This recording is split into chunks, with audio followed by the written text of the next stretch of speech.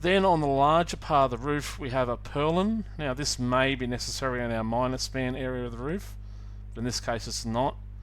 Now the purlin, what it does is, because our rafters are spanning such a large distance, they may need extra support, so you might end up with several rows of purlins, but generally at the mid-span of your roof you'll have a purlin supporting your rafters,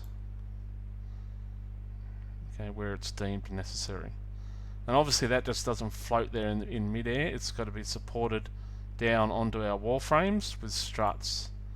As you can see, this set of fan struts are sitting onto our wall plate here, and the other alternative rather than a fan strut is to have a straight strut. Right, so it just comes down and transfers the load of the purlin and the roof onto our wall plate.